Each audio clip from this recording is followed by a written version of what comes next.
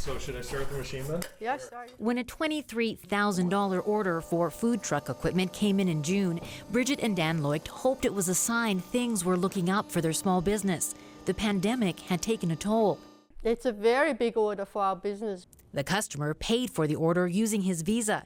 Bridget made sure he had the ID and signature to match and got the bank to authorize the charges. But when that order turned out to be credit card fraud, the couple says they were burned twice, once by the slick fraudster, then by the banks. Chase Bank, which handled the transactions, told the Loichts they'd have to take the loss because no chip and PIN was used. Bridget was stunned, saying she witnessed the customer use both for all of the transactions. I crossed all the I's, I checked off the T's. Everything I should have done was done. It just blows my mind that they can do this to us.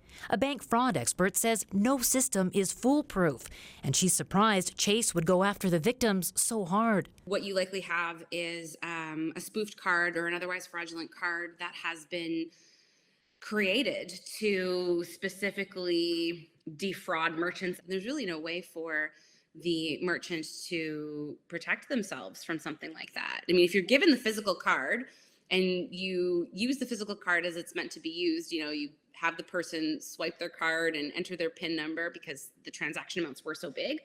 I mean, you're trusting on all of those authorization systems that are meant to manage risk to have your own business's best interests. And so I'm kind of surprised that if the card doesn't exist at all, that Chase Bank would go after the victims in such a strenuous way. Things took a turn after Go Public started asking questions. Chase had told the Loichts there was nothing it could do, saying it was another bank's decision to get the couple to pay, RBC, the bank that issued the credit card number used in the fraud.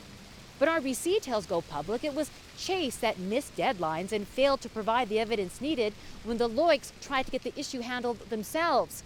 So the couple's case died there.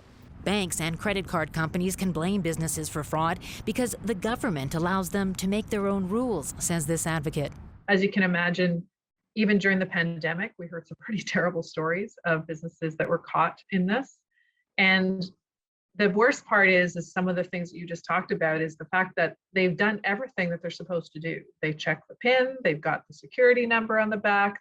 It's incredibly frustrating and can be really damaging for a lot of these smaller companies to lose out on sometimes very large amounts of money.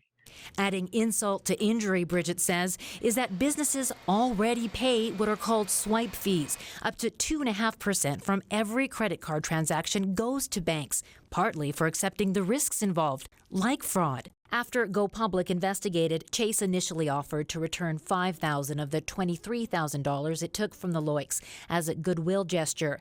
But after repeated questions about what the bank did and why, it returned almost $17,000 to the couple. Rosa Marcatelli, CBC News, Calgary.